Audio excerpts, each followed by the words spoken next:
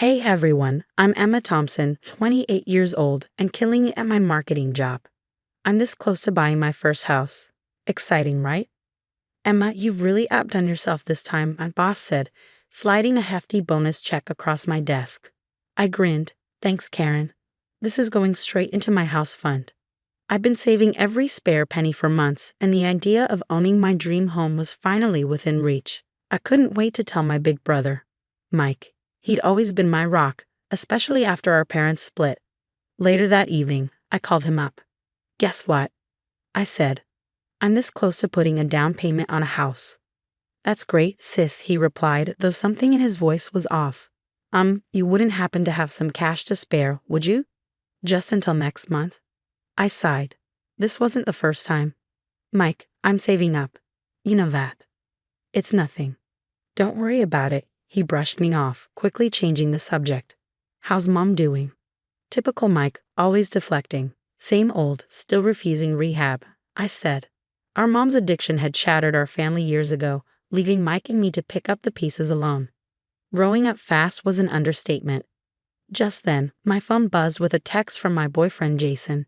Can't wait to see you tonight, babe. Proud of you. I smiled, pushing aside the nagging feeling that something was off. Lately, Jason had seemed almost resentful of my success, and I wasn't sure why. My best friend Olivia's voice pulled me out of my thoughts. Eartha Emma, you zoned out again, she teased. We were grabbing our weekly coffee, a tradition of ours. Olivia worked at a local bank and had been helping me navigate the mortgage application process. Just thinking about Mike, he asked for money again. Olivia frowned. Emma, I love you, but you've got to stop enabling him. Focus on yourself for once. I nodded, but deep down, I knew I'd probably end up helping him anyway. He was family, after all. As I walked home that evening, I couldn't shake the feeling that something big was about to happen. Another text buzzed from Jason.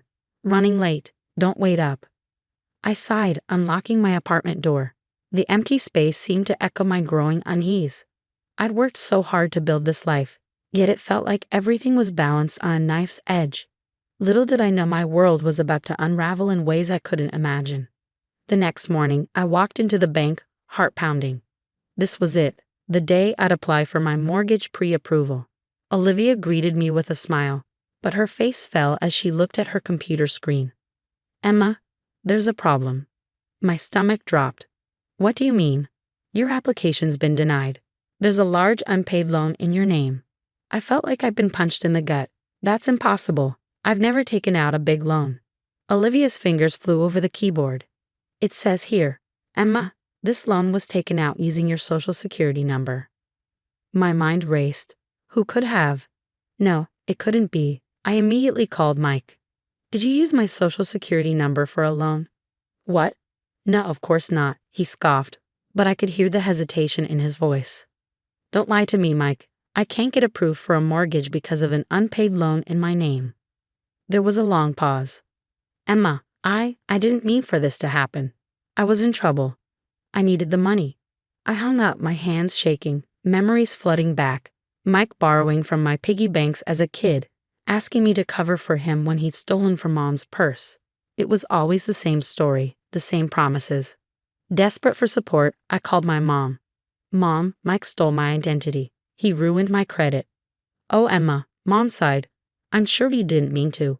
You know how hard things have been for him. Can't you just help him out this once? I couldn't believe what I was hearing. Help him out? Mom, he committed fraud. He stole from me.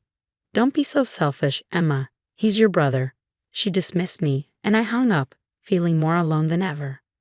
Just then, Jason walked in. Hey, babe. Why the long face? I told him everything, hoping for some comfort. Instead, his response sent a chill down my spine. Well, what did you expect? You're always talking about how great your family is. Maybe if you weren't so naive. Naive. I repeated, stunned. Jason, I trusted my brother. He shrugged. Yeah, and look where that got you. Face it, Emma, you brought this on yourself. In that moment, I saw him clearly for the first time. All the subtle put-downs, the jealousy over my success. It all clicked into place. Calmly, I stood up.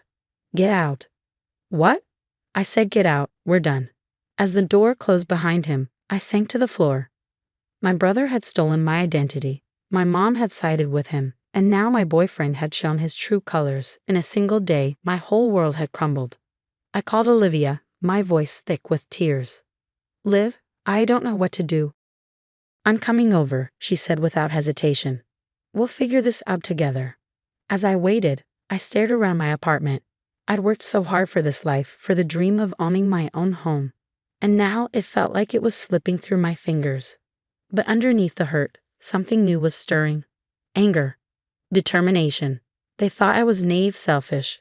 Well, they were about to learn just how wrong they were. I was done letting toxic people control my life. Little did they know, this betrayal wasn't the end of my story, it was just the beginning.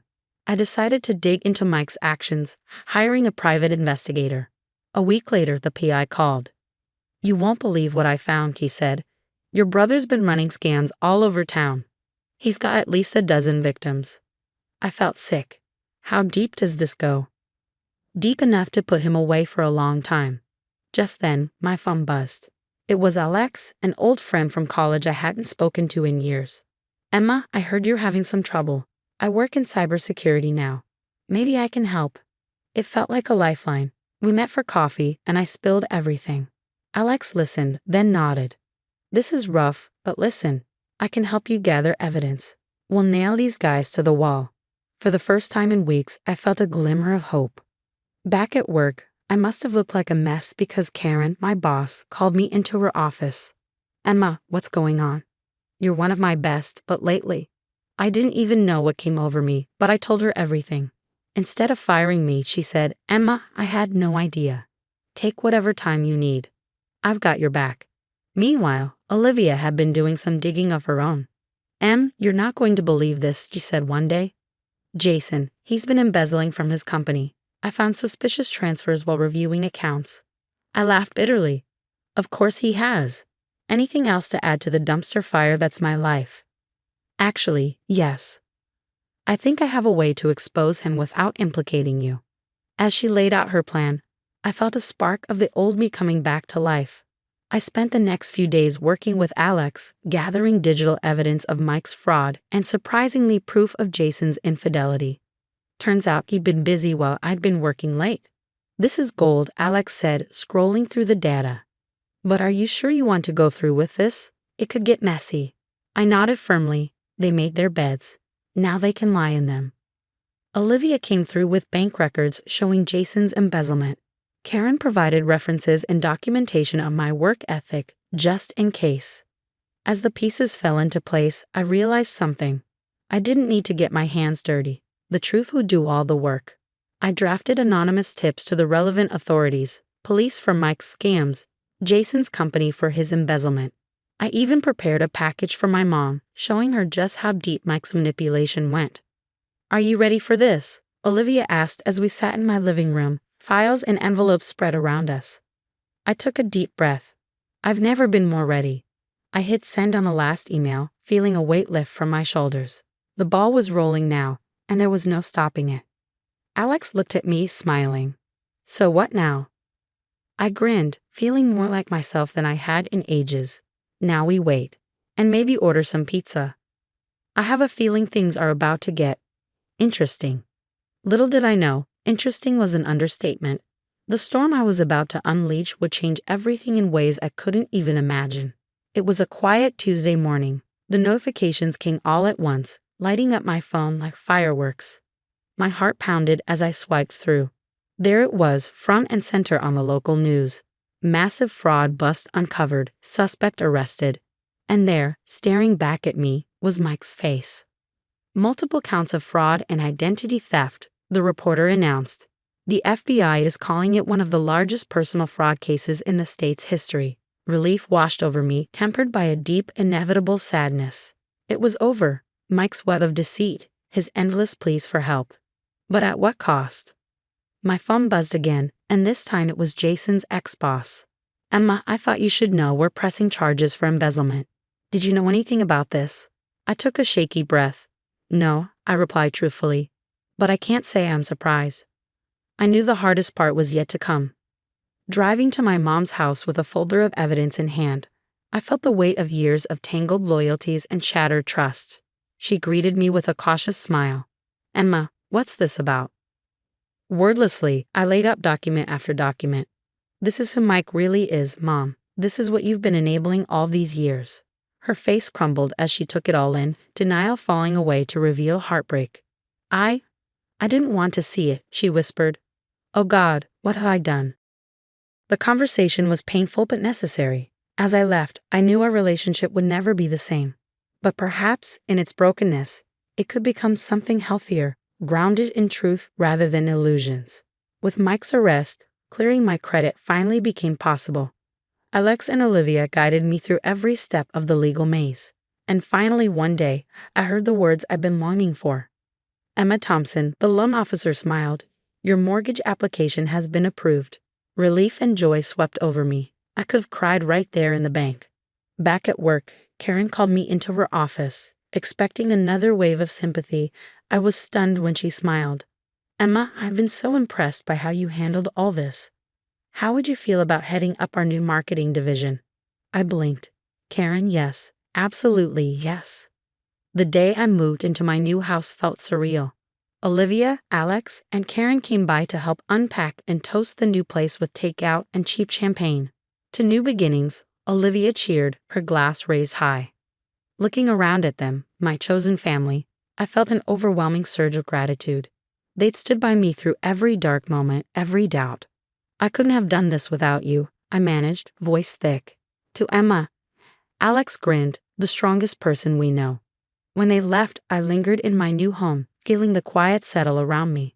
The past few months had been a relentless storm, ripping apart illusions and shedding light on hard truths. I'd lost my brother to his own choices, seen my mother forced to face reality, and ended things with a man who didn't truly value me. But I'd also discovered a strength I never knew I had, learned that family sometimes isn't about blood, and found friendships that grounded me when everything else fell away. As I hung a photo of Olivia, Alex, Karen, and me from the housewarming, a deep sense of peace filled me. This was my new beginning, hard-won, and all the sweeter for it. I fought battles and emerged not just intact, but stronger. To anyone facing toxic relationships and tough choices, remember, you're stronger than you think. Don't let anyone dim your light. Your happy ending is out there, and it's worth fighting for. Take it from me, I'm living proof. And if you were in my shoes, would you have exposed your brother's crimes, knowing it might shatter your family? Or would you have protected him, even if it meant sacrificing your own future?